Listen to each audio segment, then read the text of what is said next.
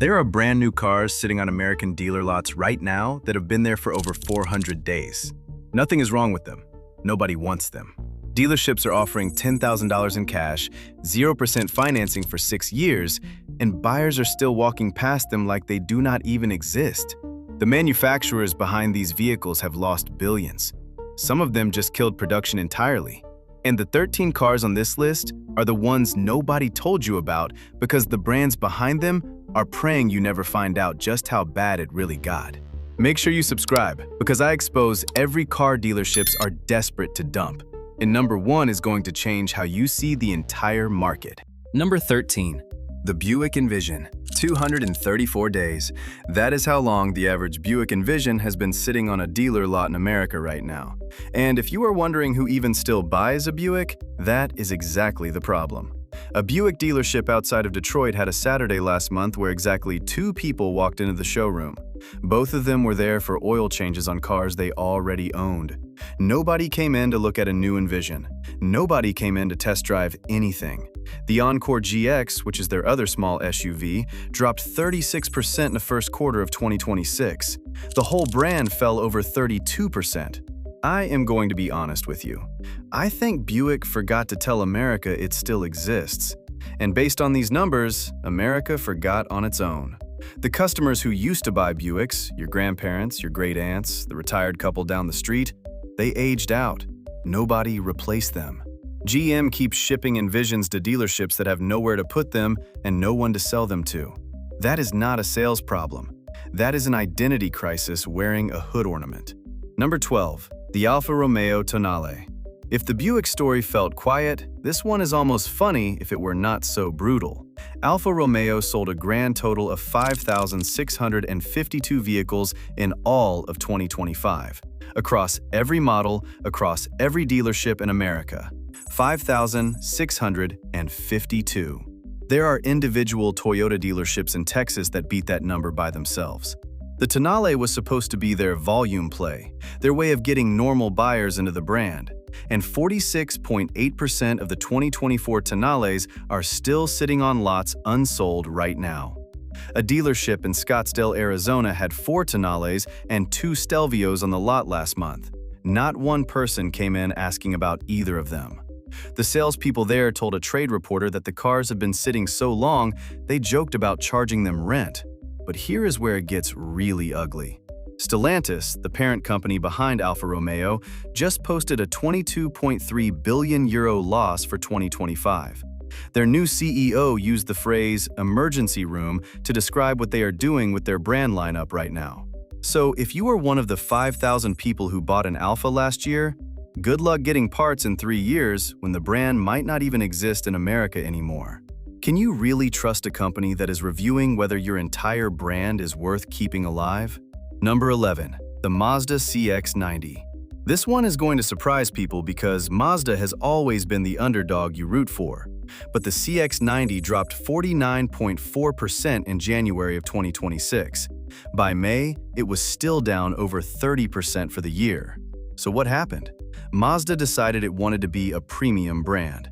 They priced the CX90 north of $45,000 for a loaded model, pushing it into BMW and Lexus territory. And the buyers who loved Mazda because it was the smart, affordable alternative looked at that sticker price and walked across the street. A family in Portland, Oregon traded in their CX-5, expecting the CX-90 to be the natural upgrade. They got to the dealership, ran the numbers, and saw the monthly payment was over $800. They left that afternoon and bought a Hyundai Palisade instead. Can you blame them? Mazda priced itself like a luxury brand without having the badge recognition to back it up. You can make the best sushi in town, but if you put it in a gas station wrapper, nobody is paying $45 for it. And the market told Mazda exactly what it thinks about that bet. But wait until you see what is happening to the sedan market, because the next 2 are proof that an entire category of car is going extinct in this country. Number 10.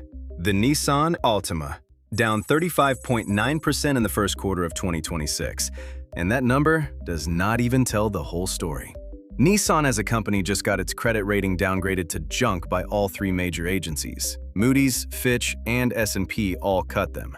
Nissan posted a $4.5 billion net loss for the fiscal year ending March 2025. That was their worst result since 1999.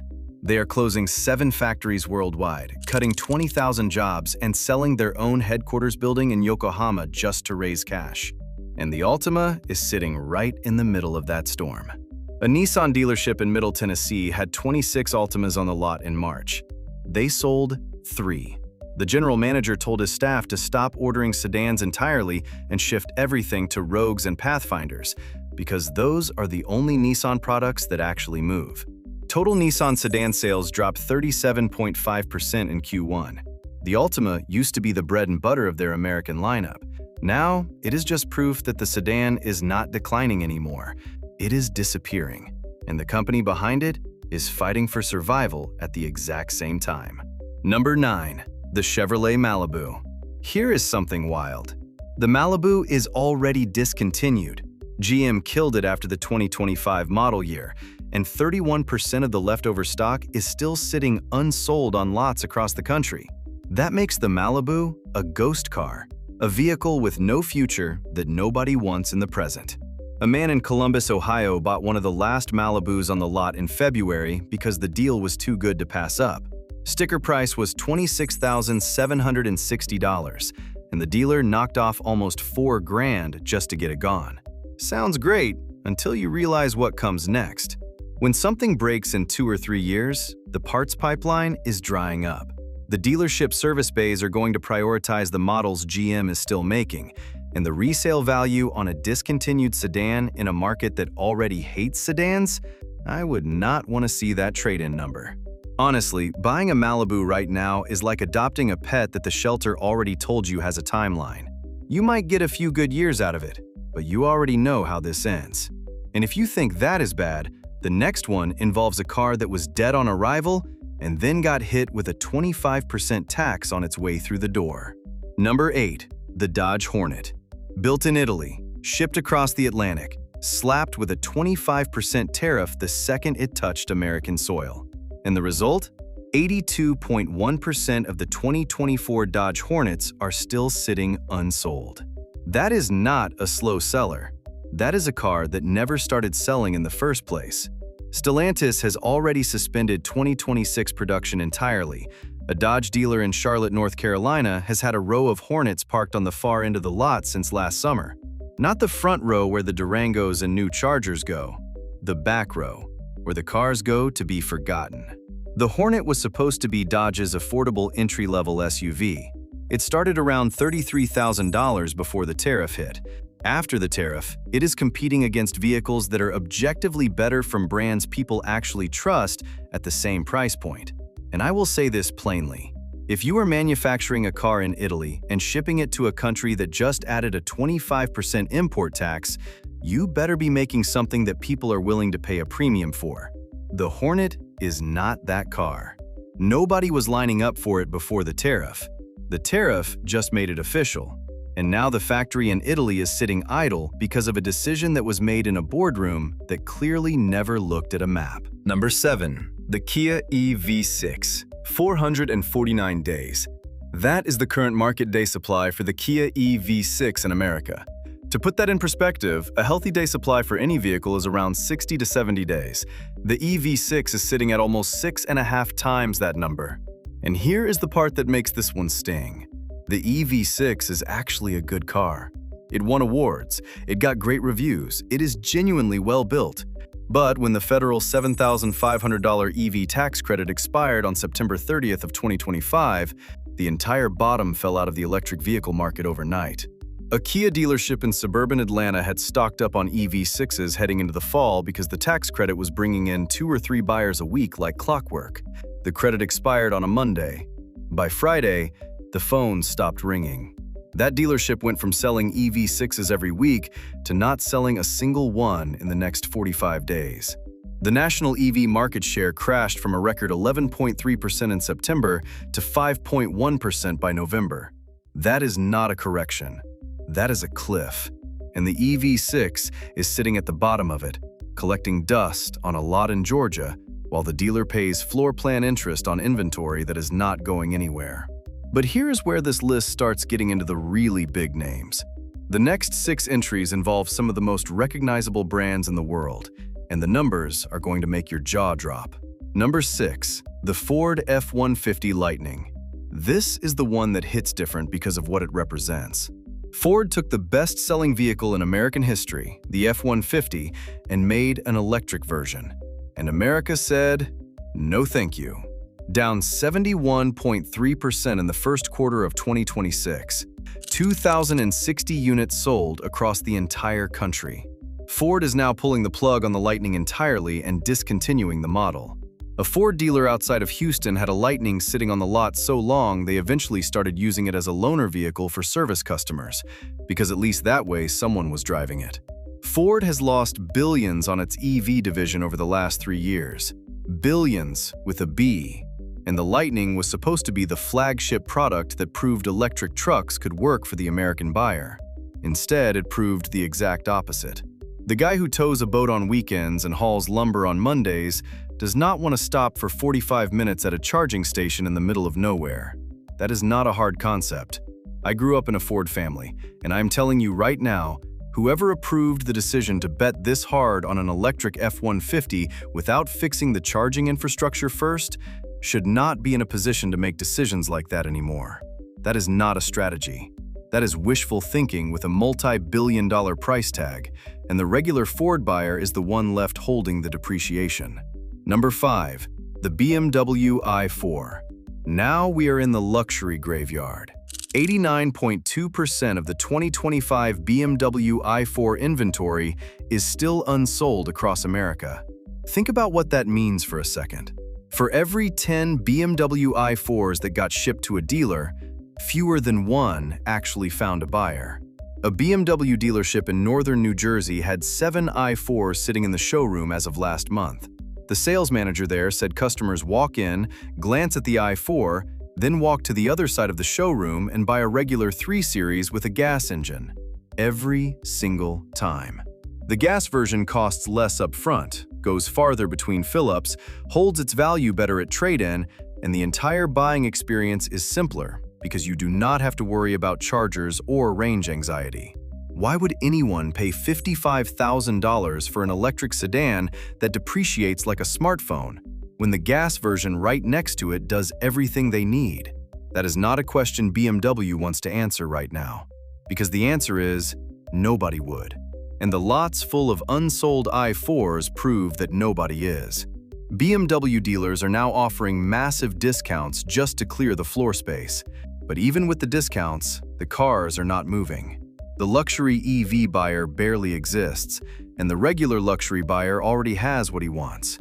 It runs on premium unleaded, and it does not need a software update to unlock the heated seats. Number 4, the Jeep Wagoneer S. 93%. That is how far Wagoneer S sales fell in the first quarter of 2026 compared to the year before. They sold 175 units total in the entire country. This is a $73,000 electric Jeep that Stellantis positioned as their big luxury EV answer. They marketed it like it was going to compete with the Range Rover crowd, and the Range Rover crowd did not even look at it. A Jeep dealership in Colorado Springs ordered 4 of them based on corporate sales projections last year. As of June, they have sold 0. Not 1. The core Jeep customer wants a Wrangler with a manual transfer case, real 4-wheel drive, and mud on the fenders. He does not want a $73,000 electric SUV with a touchscreen where the knobs used to be. Asking that customer to buy the Wagoneer S is like asking a rancher to trade his horse for a hoverboard. It is a cool idea on paper. Nobody asked for it. And 175 units in a quarter is the market's way of telling Stellantis that they completely misread their own customer. That dealer in Colorado is now sitting on over $290,000 in Wagoneer S inventory that is not moving. And the floor plan interest on those vehicles is eating into the profit he makes selling Wranglers and Grand Cherokees. Number 3, the Nissan Leaf. This one is not really about a bad car. It is about something sadder than that. The Nissan Leaf was the first mass-market electric vehicle sold in America. It came out back in 2010. It kicked open the door for every EV that followed it. Every Tesla, every Rivian, every electric F-150 owes something to the Leaf for proving that regular people would actually buy an electric car. And in the first quarter of 2026, the Leaf sold 668 units, down 71%. A Nissan dealer in the San Francisco Bay Area used to move Leafs to tech workers and early adopters who wanted to make a statement about the future of driving. Those same buyers drive Teslas now, and the Leaf sits in the corner of the lot like a yearbook photo from a decade ago that nobody wants to look at anymore. Imagine putting 19 years of your career into selling a brand and watching it get downgraded to junk status while the car that built the EV market gets abandoned by the same company that created it. That is what the sales staff at Nissan stores are dealing with right now. Nissan is selling its headquarters building. It is cutting 20,000 jobs. It is one bad quarter from something that nobody in the industry wants to say out loud. The Leaf did not fail because it was a bad vehicle. The Leaf failed because the company behind it ran out of money, ran out of ideas, and ran out of time to fix either one. That might be the saddest story on this entire list. Number 2. The Dodge Charger Daytona. And here it is, the entry that is going to make people genuinely angry. Dodge killed the Hemi. They killed the V8. They looked the muscle car community in the eye and said the electric Charger was going to carry the legacy into the future. 240 units. That is how many Charger Daytona EVs sold in the first quarter of 2026, down 88% from the year before. And here is the number that really tells you everything. The gas-powered Charger 6-pack outsold the electric Daytona 7-1. 7-1. That is not a market trend, that is a customer revolt. A Dodge dealership outside of Detroit used to have a wait list for the Charger Hellcat. People would put down deposits months in advance just to get their hands on one. That same dealership now has an electric Daytona sitting in a showroom that calls like a wake. The muscle car buyer did not leave Dodge. Dodge left the muscle car buyer. And the buyer responded the only way he knows how. He took his checkbook and walked across the street. Stellantis just reported a 22.3 billion euro loss for the year. That is $26.3 billion. Their stock price is down 62% from the high, and the Charger Daytona is the symbol of everything that went wrong. Imagine being the executive who signed off on killing one of the most beloved engines in automotive history to make room for a car that sells 240 units in 3 months. I am not a car executive, but I know this much. When your gas version outsells your electric version 7-1, the market is not confused. The market is crystal clear. You made the wrong call. And the guy in the driveway who used to bleed Dodge red is never going to forgive you for it. Number 1. The Volkswagen ID4, 95.6%. I need you to sit with that number for a second. 95.6%. That is how far Volkswagen ID4 sales collapsed in the first quarter of 2026. They sold 338 units in the entire country across 3 months. Volkswagen built a factory in Chattanooga, Tennessee, specifically to manufacture this car for the American market. They invested hundreds of millions of dollars. They hired workers. They trained them. They told them this was the future of the brand in America. And in April of 2026, they shut the production line down. Volkswagen then wrote off approximately $500 million from their American EV business. $500 million. Gone. The entire VW brand dropped 13% in 2025 and another 16% in Q1 of 2026. They reported a 67% collapse in U.S. profits. A VW dealership in upstate New York converted half its showroom for the electric push 2 years ago. New charging stations in the parking lot, new signage inside, retrained the sales staff on battery technology and EV selling points. And now they are ripping all of it out and converting back to a traditional showroom at their own expense, because Volkswagen Corporate is not reimbursing them for the conversion. That dealer is eating the cost of a bet that someone in Wolfsburg made from 6,000 miles away. 338 units in a quarter from a purpose-built American factory. That is not a slow start. That is a verdict. The ID4 is the clearest, most brutal proof on this entire list that the American car buyer spoke, the executives in Germany were not listening, and by the time they finally heard the message, it had already cost them $500 million and an entire factory full of workers who were told they had a future. Which of these 13 cars shocked you the most? Drop a comment and tell me which brand you think is in the deepest trouble right now. And if this list saved you from driving off a lot with a $40,000 mistake, hit that like button and subscribe so you catch the next one before the dealers change the stickers.